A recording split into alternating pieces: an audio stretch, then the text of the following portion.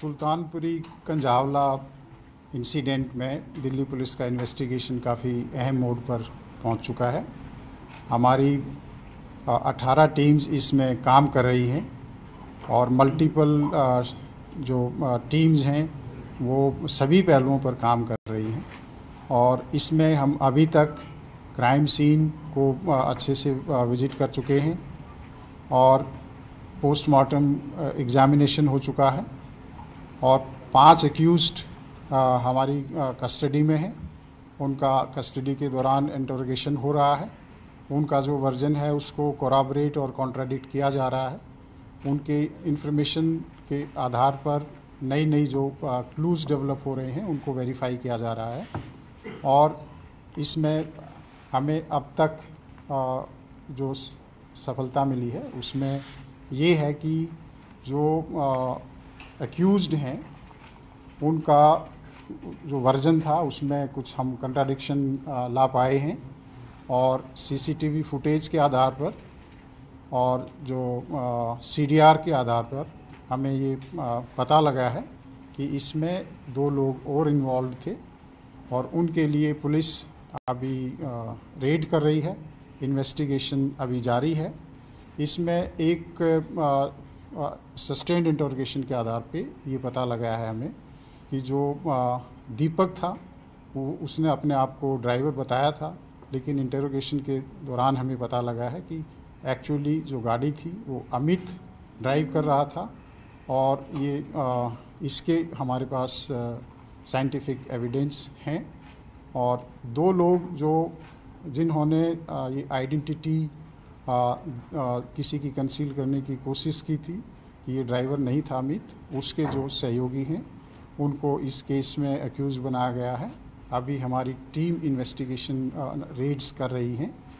इसके साथ साथ जो तमाम पहलू हैं, नई चीज़ें इसमें डेवलप हो रही हैं, जैसे सीसीटीवी फुटेज हमें मिल रही है, उसका एग्जामिनेशन हो रहा है। आई विटनेस जो हमें मिली है उसकी स्टेटमेंट 164 की हो चुकी है। इसके अलावा जो फॉरेंसिक की रिपोर्ट है अभी उसका हमें इंतज़ार है। इन्वेस्टिगेशन में अभी कुछ पहलू हैं जिन पे अभी काम चल रहा है और पोस्टमार्टम रिपोर्ट जो है उसकी फाइनल रिपोर्ट अभी आनी बाकी है और इसके अलावा जो हमारे जो सीसीटीवी कैमरा के कुछ टाइमिंग्स हैं जिसमें जो कहीं पे सिंक्रोनाइजेशन लगता है कि टाइमिंग अलग अलग है, उसकी प्रॉपर मैचिंग जारी है और जो इन्वेस्टिगेशन हुआ है उसके जो कुछ महत्वपूर्ण बिंदु ये हैं कि जो एक्यूज्ड पार्टी है और जो इसमें डिसीज्ड है उसका कोई कॉल डिटेल के आधार पर और जो अब तक इन्वेस्टिगेशन हुआ है कोई पुराना लिंक नहीं है, कोई पुराना कनेक्शन इसमें अब तक हमें नहीं मिला है। इसके साथ साथ जो एक्यूज्ड हैं और इसमें जो हमें आई विटनेस मिली है उसके भी जो सीडीआर का एनालिसिस है और जो अब तक हमारी एविडेंस है उसके आधार पर कोई पुराना कनेक्शन नहीं मिला है। पोस्टमार्टम एग्जामिनेशन में आपको पहले ही बताया जा चुका है कि कोई भी इस तरह की इंजरी नहीं मिली थी जो कि सेक्सुअल असॉल्ट को इंडिकेट करती हो। इसके अलावा इसमें जितने भी पहलू हैं उनको जल्दी ही पुलिस रैप अप करने की कोशिश कर रही है। कुछ जो इसमें इन्वेस्टिगेशन बकाया है उसके लिए आज हमारे पास जो एक्यूज्ड हैं उनको दोबारा से पीसी ऑब्टेन करने के लिए दिल्ली पुलिस पेश करेगी और दोबारा से कस्टडी ऑब्टेन करेगी। 2 एक्यूज्ड हैं उनको अभी हम अरेस्ट करने के लिए कोशिश कर रहे हैं, जल्दी ही हमें इसमें कामयाबी मिलेगी और इसके साथ साथ जो जितना एविडेंस है उसका एनालिसिस करके बहुत ही जल्दी लीगल ओपिनियन हाई लेवल की लीगल कंसल्टेशन करके बहुत ही जल्दी इसमें पुलिस चार्जशीट तैयार करेगी, एक स्ट्रॉन्ग चार्जशीट बनाएगी ताकि जो एक्यूज्ड हैं उनको कड़ी से कड़ी सज़ा मिल सके। आरोपियों का बयानों में विरोधाभास है तो क्या लाई डिटेक्टर टेस्ट भी करवा सकती है दिल्ली पुलिस?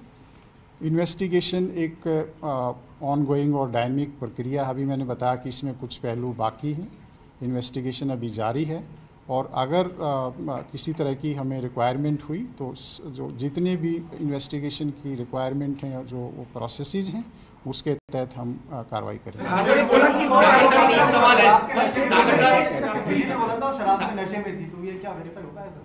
एक हाँ, क्या क्वेश्चन प्लीज? बोला था कि नौकरी को शराब के नशे में थी उस रात, तो निधि खुद या नहीं पीड़िता के बारे में जो आई विटनेस है, वो आई विटनेस का जो स्टेटमेंट 164 में हमने दर्ज कराया है, उसके जो कंटेंट है वो मैं आपको रिवील नहीं कर सकता। उसने कहीं कोई प्राइवेट स्टेटमेंट दी है, उसके बारे में मेरे लिए कुछ कहना संभव नहीं है। इसके अलावा जो पोस्टमार्टम एग्जामिनेशन की फाइनल रिपोर्ट आएगी, उसके आधार पर हम कह सकते हैं कि पी थी या नहीं पी थी।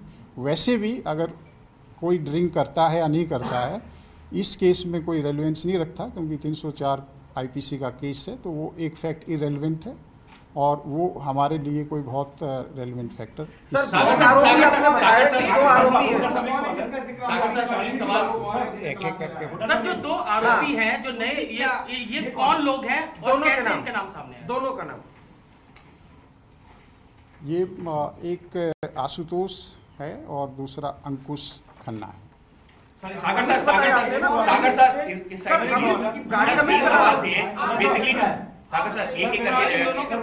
एक निधि को लेकर के 3 सवाल है। पहला मैं एक की बात की आपने, चार्जशीट दाखिल करेंगे, तो कब तक इसमें चार्जशीट दाखिल होगी? देखिए, जैसे कि मैंने बताया कि इसमें इन्वेस्टिगेशन काफ़ी आगे बढ़ चुका है। जो प्राइमरी चीज़ें थी हम कर चुके हैं, लेकिन बहुत इम्पॉर्टेंट चीज़ें भी अभी बची हुई हैं, तो हम पीसी लेंगे। उसके बाद हमारी कुछ रिपोर्ट्स आएंगी, कुछ कैलिब्रेशन होगा, एनालिसिस होगा, लीगल ओपिनियन ली जाएगी। उसके बाद पूरी तरह से एविडेंस कलेक्ट करके हम इसको चार्जशीट करेंगे। लेकिन हमारी कोशिश है जल्दी होगी। जैसे कि आपको मालूम है कि 1 तारीख का इंसिडेंट है, आज 5 तारीख है। 5 तारीख की सुबह तक हमने क्या क्या काम किया, हमारी 18 टीम लगी हुई हैं, बहुत ही एक्सपीरियंस्ड ऑफिसर्स की। डीसीपी खुद एसआईटी हेड कर रहे हैं, जॉइंट एडिशनल सीपी उसको गाइड कर रहे हैं, और डीसीपी द्वारका भी इसमें हमें सहयोग कर रहे हैं। तो बहुत ही स्ट्रॉन्ग एंड कैपेबल ऑफिसर्स की 18 टीम है जो दिन रात काम कर रही हैं, आप सभी को मालूम है। तो मुझे उम्मीद है कि हम जल्दी ही इसमें चार्जशीट आपने लिया, उनकी क्या इसकी क्लियरिटी कर दीजिए कि दीपक अमित का क्या है, आशुतोष और उनका क्या है, ये बहुत इंपॉर्टेंट है। छुपाया देखिए, इसमें जो 2 नाम आए हैं नए हमारे एक्यूज्ड हैं, एक जो एक्यूज्ड है उसका भाई है ये। तो उन्होंने ये देखते हुए कि इसके पास ड्राइविंग लाइसेंस नहीं है और ये एक एक्सीडेंट का ही केस है, किसी दूसरे आदमी को सजेस्ट किया कि तुम कहो कि मैं गाड़ी ड्राइव कर रहा था। तो ये उन्होंने एविडेंस को डिस्ट्रैक्ट किया, क्रिमिनल को स्क्रीन करने की कोशिश की है। तो वो हमारा इस केस में एक्यूज्ड बनता है। इसके साथ जिसकी गाड़ी थी उसको भी मालूम था कि गाड़ी कौन लेकर गया है। गाड़ी दीपक लेकर नहीं गया था, गाड़ी दूसरा लेकर गया था। तो उसने भी जो मिस है उसको एक तरह से मिस इन्फॉर्मेशन दी है और इसमें अक्यूज्ड को हेल्प करने की कोशिश की है। 3 सवाल थे, प्लीज अपने सर क्या अमित के पास मैं सभी का जवाब दूंगा। आप रिलैक्स कीजिए, पहले इसको कंप्लीट करने दीजिए। बिल्कुल सर, प्लीज। ठीक है। इसका एक मिनट से जब ये एक्सीडेंट हुआ और जहां गाड़ी लास्ट तक गई, उस दौरान ये दोनों कहीं थे या बाद में ऐड हुए? 2 कैसे ऐड हुए? ये 2 लड़के जो नए आए हैं, इनका रोल क्या सिर्फ नाम छुपाया ड्राइविंग के चक्कर में, या जो भी इंसिडेंट हुआ एक्सीडेंट का उनमें कहीं इनकी इन्वॉल्वमेंट थी, बीच में उतर गए? कार में बैठे थे कि नहीं थे? एंट्री कहां? मैं इसको कंप्लीट कर लेता हूँ। इसमें इन दोनों में से कोई कार में कहीं हमारे पास अभी तक एविडेंस नहीं आया है। इन्होंने एक तरह से इनको स्क्रीन करने की कोशिश की है, मिस इन्फॉर्मेशन किया है, इनको हेल्प किया है। जिन्होंने क्राइम किया, जिन्होंने इतना ग्रूसम क्राइम किया है, उनको प्रोटेक्ट करने की कोशिश की है। तो ये एक क्रिमिनल ऑफेंस अपने आप में बनता है। तो इसलिए हमारी बहुत सी टीम्स अभी लगी हुई हैं, इनको भी हम अरेस्ट करेंगे, फिर इनका फर्दर सस्टेन्ड इंटरोगेशन होगा और उसके आधार पर इन्वेस्टिगेशन आगे बढ़ेगा। इसके साथ साथ कि ड्राइविंग लाइसेंस नहीं था अमित के पास, अभी तक जो इन्फॉर्मेशन है वो नहीं था। अगर बाकी इन्वेस्टिगेशन अभी जारी है, फाइनली कुछ उसमें होगा तो हम आपसे फिर शेयर करेंगे। सर, निधि को लेकर के 2-3 सवाल उठ रहे हैं। पहला सवाल, परिवार कह रहा है कि निधि का रोल सस्पिशियस है, 302 का मुकदमा दर्ज होना चाहिए। दूसरा सवाल, जो निधि की मां कह रही है कि निधि ने खुद ये बताया कि जो गाड़ी को आगे पीछे करके पीड़िता के ऊपर चढ़ाया गया, मृतका के ऊपर चढ़ाया गया, क्या 302 का मुकदमा बनता है? तीसरा सवाल उसी से जुड़ा हुआ, निधि का स्टेटमेंट कितना रिलायबल मान रही है पुलिस, क्योंकि 164 का बयान दर्ज करवाया है। क्या निधि जो है इस मामले में सिर्फ एक गवाह है या उसका भी रोल अभी कहीं पर सवालों की घेरे में? अभी तक जो पुलिस का इन्वेस्टिगेशन है, इसमें आपको सभी को मालूम है कि आपके दिमाग में भी बहुत से क्वेश्चंस थे, हमारे दिमाग में भी बहुत क्वेश्चंस थे कि ये क्या कोई इसके साथ और था या कहाँ से ये आई थी, लास्ट सीन कौन था, ये सारे तमाम क्वेश्चंस आपके दिमाग में भी थे, हमारे दिमाग में भी थे। तो इसलिए पुलिस इस मामले में लगी हुई थी। सारी छानबीन के बाद एक हमें पता लगा कि ये लास्ट लोकेशन कहाँ आ रही थी लड़की की, हमने वो स्पॉट आइडेंटिफाई किया। वहाँ से कुछ हमें क्लू मिले कि यहाँ से ये लड़की किसी और के साथ बैठकर कहीं आ रही है। तो उसके थ्रू हम आई विटनेस तक पहुँचे हैं, जो कि सीसीटीवी फुटेज है। इसके साथ साथ जहाँ पर ये दोनों लड़कियाँ थी, वहाँ पर जो होटल है उसका रिकॉर्ड है, उसका डॉक्यूमेंट्री एविडेंस है, किसके नाम बुक है, किसने बुक कराया है, उस तरह की डिटेल हमारे पास है।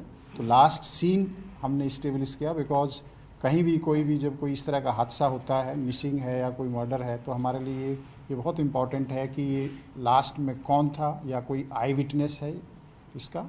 तो लास्ट सीन को ट्रेस करते हुए हम इस स्टेज तक पहुँचे हैं कि जो निधि है वो इसमें एक बहुत अहम विटनेस है। और आप सभी को मालूम है कि इस तरह के केसेस में जो विटनेस होते हैं उनको भी एक तरह से अच्छे से एग्जामिन करना, उसको हमारी बहुत ज़रूरी एक प्रक्रिया है। और जैसे ही हमें लगा कि ये एक हमारे पास अहम एविडेंस है और बहुत ही ये सही एविडेंस है, हमने 164 CRPC के तहत कोर्ट में एविडेंस कराया है, ताकि कोई ये एलिगेशन आए कि ये पुलिस की स्टेटमेंट है या पुलिस ने इसको ट्यूटर किया है। वो एक इंडिपेंडेंट एजेंसी है, आप सबको मालूम है, वहाँ का प्रोसीजर सबको मालूम है। मुझे खुद पर्सनली उस जो रिपोर्ट है उसके कंटेंट नहीं मालूम है, पर इतना मालूम है कि हमारा जो इन्वेस्टिगेशन है उसमें सपोर्ट मिल रही है और इसमें इन्वेस्टिगेशन की प्रक्रिया जारी है। जहाँ तक उसको बताने वाली बात है या इसने क्यों नहीं रिपोर्ट किया, ये क्वेश्चन हमारे दिमाग में भी आता है कि नॉर्मली आप कोई भी हादसा होता है तो उसमें आप इन्फॉर्म करते हैं और या आप पुलिस को इन्फॉर्म करते हैं या किसी रिश्तेदार को बताते हैं। हमारे दिमाग में भी है, हमने भी काउंसलिंग की है, पूछा समझने की कोशिश की है। कई बार कोई ट्रॉमा हो सकता है, कई बार कोई दूसरी वजह भी हो सकती है। तो सभी पहलुओं पर इन्वेस्टिगेशन अभी हो रहा है, क्योंकि ये एक ओपन एंडेड प्रक्रिया है जब तक कि हम फाइनली चार्जशीट फाइल नहीं कर सकते। और इनफैक्ट उसके बाद भी सप्लीमेंट्री चार्जशीट का प्रोविज़न हम रख सकते हैं। इसके अलावा कि इन्होंने अपनी मदर को बताया कि ऐसा हुआ, उस पहलू पर भी हम इन्वेस्टिगेशन करेंगे कि पूछेंगे कि क्या सिचुएशन थी, क्या वो सही बात है नहीं है, और उसमें क्या क्या अटेम्प्ट हुई किसी को इन्फॉर्म करने की या नहीं हुई। वो एक इन्वेस्टिगेशन है, उस पर हम आगे काम करेंगे। 302 वाला भी था, क्या निधि ने इस लड़की को बुलाया था, जो मृतका है उसे बुलाया था निधि ने, यही कहानी क्या है? क्योंकि 4 लोगों का भी इन्वॉल्वमेंट था पहले, कल परिवार की तमाम चीजों पे सवाल भी उठाया था। देखिए sir latest CCTV footage sir 302 वाला अगर आप 302 बता दें कि 302 का मामला कहीं से बनता है, क्योंकि परिवार यही मांग कर रहा है कि 302 का मामला बनना चाहिए। और जिस तरीके से जो चीजें सामने आ रही है, चाहे वो निधि की मां का बयान हो, क्या नया सेक्शन ऐड हो सकता है क्या? देखिए, जो जिस तरह से हमारे पास अभी डिटेल आ रही है और इन्वेस्टिगेशन में हमें स्टेटमेंट्स के माध्यम से या दूसरा इंटरोगेशन के माध्यम से पता चल रहा है कि ये जो इंसिडेंट है, it's a very gruesome incident, और इसके लिए कि सही मायने में जो विक्टिम है अंजलि है उसको जस्टिस मिल सके, तो हमारे लिए ये बहुत ज़रूरी है कि हम जो एविडेंस है वो कड़े से कड़ा एविडेंस, सख्त से सख्त एविडेंस इकट्ठा करें, और जो बिल्कुल सही एप्रोप्रिएट सेक्शंस हैं उनमें हम चार्जशीट तैयार करें।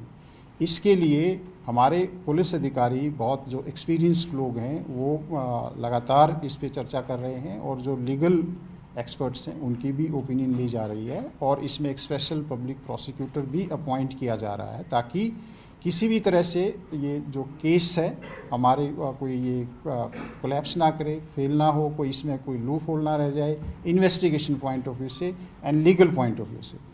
302 लगना या 304 लगना ये एक लॉ का मैटर है, इसमें मेरे चाहने से या किसी और के चाहने से, बिना एविडेंस के, बिना फैक्ट एंड सर्कमस्टांसेस के नहीं हो सकता है।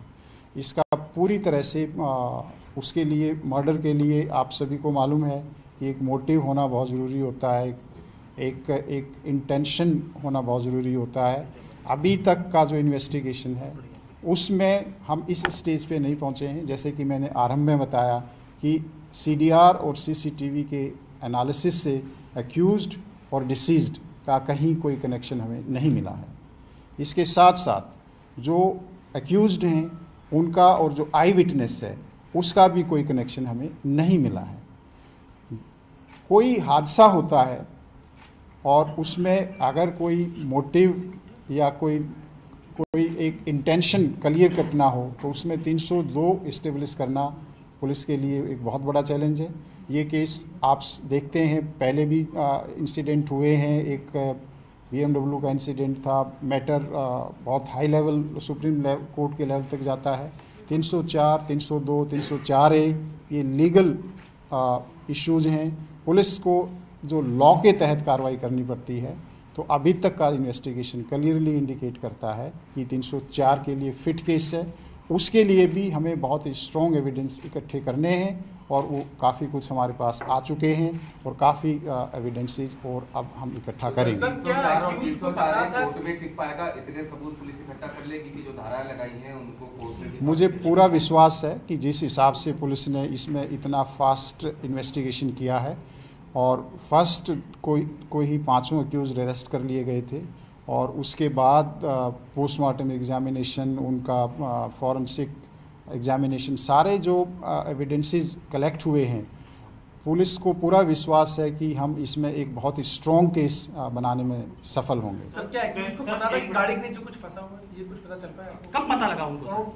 देखिए, जो पुलिस एक निष्कर्ष पर पहुंची है, जो एविडेंस के आधार पर, इंटरोगेशन के आधार पर, और जब हम 304 का केस अभी धारा इस पे लगी हुई है, तो 304 का मायने ये होता है कि अक्यूज्ड को या किसी भी जो भी क्रिमिनल आदमी है जिसने कोई क्राइम किया है, कि उसको नॉलेज होती है कि अगर मैं ऐसे गाड़ी को मारूंगा या इसको आगे ले जाऊंगा किसी के ऊपर के इंसान से, तो उसकी डेथ हो जाएगी। तो ये नॉलेज है, इसमें कोई डाउट नहीं है हमारे हिसाब से, और इसीलिए हमने 304 का केस किया। सर, जो आपने सेक्शंस लगाए हैं, MSCT एप्लीकेबल होगा या नहीं?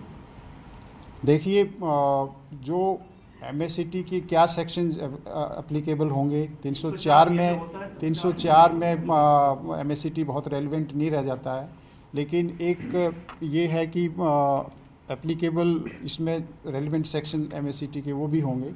बट एक ये है कि एक ड्राइवर, एज ए ड्राइवर की भी ये रिस्पॉन्सिबिलिटी भी है कि अगर कोई इंसिडेंट हुआ तो उसको पुलिस को बताए।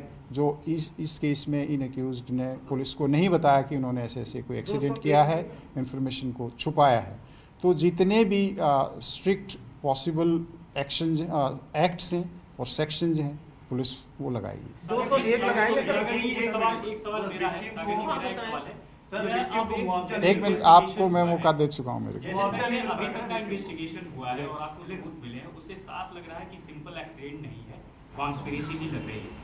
तो जो कॉन्ट्राडिक्शन आ रहा है एक्यूज्ड का, वो किस पॉइंट का है और वो किधर की तरफ इशारा कर रहा है कि देखिए, इन्वेस्टिगेशन किस तरफ अब जाएगा?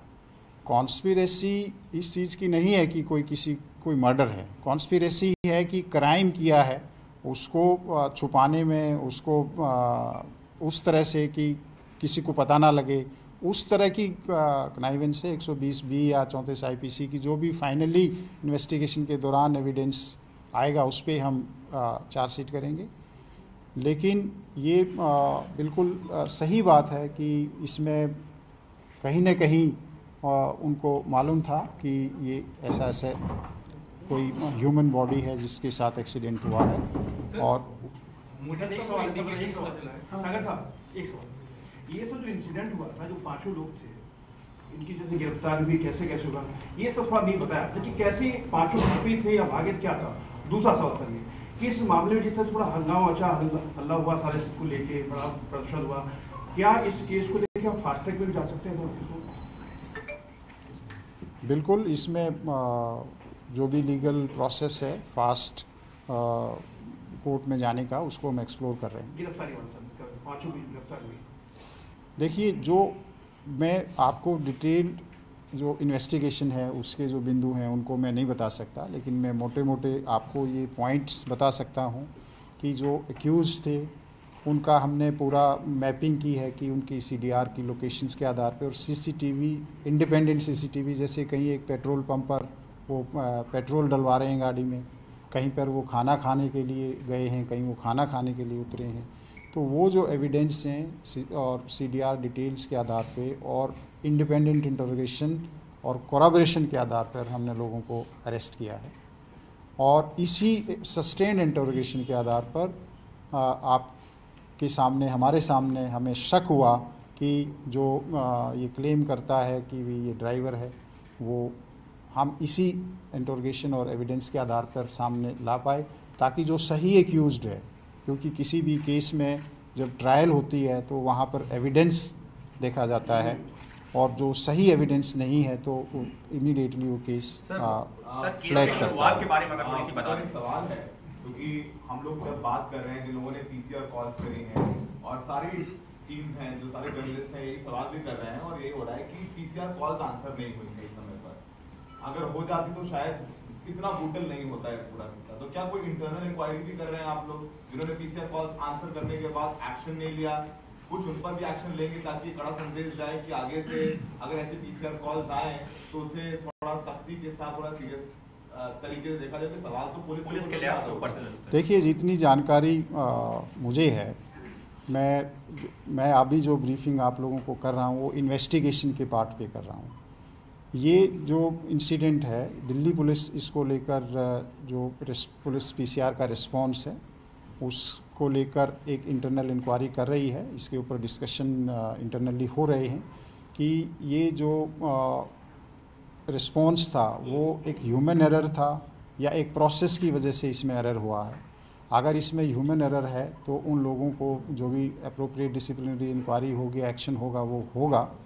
और जो प्रोसेस की कमी रही है उसमें हमारे प्रोसेस में क्या इम्प्रूवमेंट हो सकती है, we are very much looking into it. और जैसा आप सभी को मालूम है कि दिल्ली पुलिस जब भी कोई इस तरह का इंसिडेंट होता है तो उसमें ट्रूथफुल एग्जामिनेशन करके और उस चैलेंज से और उस गलती से हम कुछ नई चीज़ सीखते हैं ताकि हमारा सिस्टम इम्प्रूव हो सके। आप सभी को मालूम है कि वो नव वर्ष की रात थी और जितने भी ऐसे बिजी मार्केट्स एरियाज़ होते हैं, मॉल्स होते हैं, जहाँ पे हाई फुटफॉल होता है, तो जो पुलिस की डिप्लॉयमेंट है थोड़ा सा वो डायनेमिक होती है और depending upon the nature of requirement of that particular day हम डिप्लॉयमेंट पैटर्न में थोड़ा सा चेंज करते हैं। कई बार उन एरियाज़ में जहाँ पे आपको लगता है कि डिप्लॉयमेंट कम है, कई बार हमें वहाँ पे बढ़ानी पड़ती है। कई जगह आपको लगता है कि यहाँ ज़्यादा है, कई बार हमें कम करनी पड़ती है। तो वो डायनेमिक डिप्लॉयमेंट है। PCR का जो मैकेनिज्म है उसमें कोई प्रोसेस की कोई कमी है या कोई हमारे ऑफिसर्स की कमी है, ट्रूथफुली दिल्ली पुलिस उसमें इंक्वायरी कर रही है और उसमें जो भी एक्शन अप्रोप्रिएट होगा वो सीनियर लेवल पर उस पर शुरुआत को लेकर के कई तरह के इंसिडेंट हुआ था, उसके ठीक 30-40 सेकंड के बाद PCR वहां से गुजरती हुई दिखी, एक CCTV ऐसा भी आया। तो आप मानते कहीं ना कहीं लैब से at the hand of police? देखिए, जैसा कि मैंने बताया कि जिस 30 सेकंड की बात आप कर रहे हैं उस 30 सेकेंड में अभी तक कोई लैप्स नहीं आया। इनफैक्ट उसमें बहुत अच्छा एक्शन हुआ है। जैसे ही उसने पीसीआर ने, हमारी ईआरवी ने उसको देखा है कि कोई स्कूटी पड़ी हुई है, स्कूटी को उसने के बारे में अपने एसएचओ को जानकारी दी है, एक्सीडेंट शुदा स्कूटी है। उसके बाद उस स्कूटी का नंबर लिया गया है। उस स्कूटी के नंबर, ट्रैफिक से नंबर लेके जो एड्रेस आया है, उस स्कूटी के एड्रेस उस पे घर पे भेजा गया है। वहाँ पे जो ऑनर है स्कूटी का वहाँ नहीं मिलता है, और वो कार्रवाई बहुत पहले तक हो चुकी है, जबकि डेड बॉडी बाद में मिलती है। तो ऐसा नहीं है कि पुलिस का रिस्पांस ठीक नहीं था। We were not lucky that day कि वो अगर हमारी ईआरवी थोड़ा सा पहले उसको देख लेती तो प्रोबेबली इस लड़की की जान चली जाती। लेकिन this is beyond human control. जब एक किसी ईआरवी ने देखा ही नहीं तो ये उसको ये कहना कि जी कमी रही है, मैं उस पॉइंट पर आपको कितना टाइम अब तक आ रहा है पूरी जांच में, कितने घंटे तक वो गाड़ी घूमती रही, इसका पता चला? सही का सप्लीमेंटरी भी है। 4 किलोमीटर को लेकर शुरुआत से बहुत सारे कंफ्यूजन है। पुलिस की जांच में अब तक क्या क्या है, कितने बजे एक्सीडेंट हुआ, बाकी अब तक जो है शुरुआत, क्योंकि अभी तक सिर्फ हियर से पे कितने बजे ये सीसीटीवी आ गया है, कितने बजे घटना हुई। देखिए, हमें बताता हूँ जी कि जो अभी तक इन्वेस्टिगेशन है, और आपको मालूम है कि जो इलेक्ट्रॉनिक एविडेंस है, सीसीटीवी फुटेज है, उसमें कैलिब्रेशन का इशू रहता है। बट मैं I can be as precise as कि ये इंसिडेंट 2:04 और 2:06 के बीच हुआ होगा। तो हम यहाँ तक पहुँच गए हैं। मैं ये भी कह सकता हूँ कि 2:05 पे हुआ है। तो आप उससे बहुत आगे पीछे नहीं जा सकते हैं। अगर हम 2:05 मानते हैं, तो अगर हम स्ट्रेच करते हैं जबकि बॉडी मिली है कहीं पर एक्चुअली, तो वो 4:15 के आसपास का टाइम है। एग्जैक्ट नंबर टाइम मैं रिमेंबर नहीं कर रहा हूँ।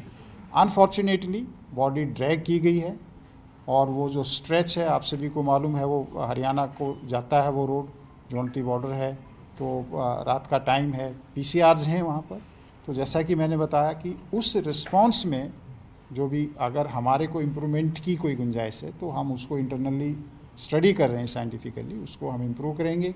और जहाँ कोई ह्यूमन एरर है और कोई है तो उसके ऊपर भी अप्रोप्रिएट एक्शन है। अंकुश क्या फरार है? आशुतोष और अंकुश क्या सर फरार? How much kilometre she was driving? देखिए, जो एरिया, जो डिस्टेंस है वो लगभग 10-12 किलोमीटर का है, लेकिन कितने किलोमीटर एक्चुअल ड्रैग की मेरे लिए बताना अभी संभव नहीं।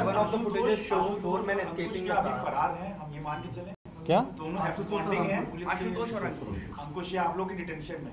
नहीं, अभी हमारी टीम्स लगी हुई हैं उनको अरेस्ट करने के लिए। सर गाड़ी आशुतोष की थी, ये बात पहले से हम लोग भी गए थे उसके घर, आशुतोष के घर भी जा चुके हैं और उसके अंकुश के घर भी, लेकिन वो देवर मतलब ना पुलिस के पास है ना घर के किसी सदस्य को। तो वही तो मैंने बताया कि अगर आप हमारे पास होते तो मैं बता देता। हाँ, और अगर आपके पास है तो आप बता दीजिए। अंजलि का मोबाइल मिल गया सर? अंजलि का मोबाइल फोन मिल गया मोबाइल फोन सर जी। सर एक फुटेज में ये चारों लोग निकलते हुए दिख रहे हैं, क्या ये वही लोग 4 लोग हैं? देखिए, फुटेजेस इमर्ज हो रही हैं, ठीक है। हम भी उनको एनालाइज कर रहे हैं, और उसी के फुटेजेस के आधार पर हमारे जो क्लू हैं वो डेवलप होते हैं, या कॉरपोरेशन या कॉन्ट्राडिक्शन होती है। सर आशुतोष का एक बार रोल बता दीजिए एग्जैक्टली क्या है? क्या उसने सबूत, क्या जो ब्लड वगैरह साफ करे, क्योंकि उसी की गाड़ी थी, उसके घर पे गाड़ी लगाई इन लोगों ने और फिर वो लोग भाग गए पाछे। देखिए, अभी जो इंटरोगेशन होगी उसके बाद ही हम आपको थोड़ा सा इसमें और बता पाएंगे। क्या मोटिव रहा होगा? 2 घंटे चलती रही गाड़ी, पता था उसके बावजूद? देखिए, अब ये बड़ा मुश्किल क्वेश्चन है आपका कि वो जवाब देना थोड़ा सा डिफ़िकल्ट है। मैंने जैसे कि बताया कि इसीलिए हमने 304 आईपीसी ऐड किया। सर, जो कार पार्क हुई थी उसके बहुत कम समय में एफएसएल की टीम वहां पहुंच गई, तो क्या कार से उस वक्त अब I think I have very important question mister Aditya, लेकिन परिवार ने मना कर दिया कि वो पहले से निधि को नहीं जानते, अंजलि के साथ कोई संबंध नहीं थे, दोस्ती नहीं थी। देखिए, मैं इतना कहूँगा कि उनकी दोस्ती कितनी पुरानी थी कितनी नहीं थी वो एक उनका पर्सनल इशू है, मुझे नहीं मालूम। लेकिन जो हमारे पास एविडेंस है, मैं इतना कह सकता हूँ कि जैसे 31 का इंसिडेंट है, और 30, 29 इसके 20-25 कॉल हो रखी हैं। तो एंड द वेरी फैक्ट कि वो एक स्कूटी पे थी, तो वो फ्रेंड थी या नहीं थी, ये मेरे लिए कहना मुश्किल है। निधि सिर्फ एक विटनेस है फिलहाल, निधि सिर्फ एक विटनेस है इस केस में। सर मेरा एक सवाल है कि अमित का भाई क्या अंकुश है या आशुतोष है? सर निधि सिर्फ एक विटनेस है फिलहाल, निधि को एक विटनेस के तौर पर ही देखा गया है, उसके स्टेटमेंट को एज इट इज रिलाई किया गया पुलिस के द्वारा। वो तो कोर्ट में उसकी स्टेटमेंट रिकॉर्ड कराएगी, that's part of investigation. Thank you. Technical question की गाड़ी टकरी तो अब तक पता चला कैसे वो बॉडी फंसी। आज ज्यादा बहुत शानदार, बहुत बढ़िया प्रश्न, कुछ आगे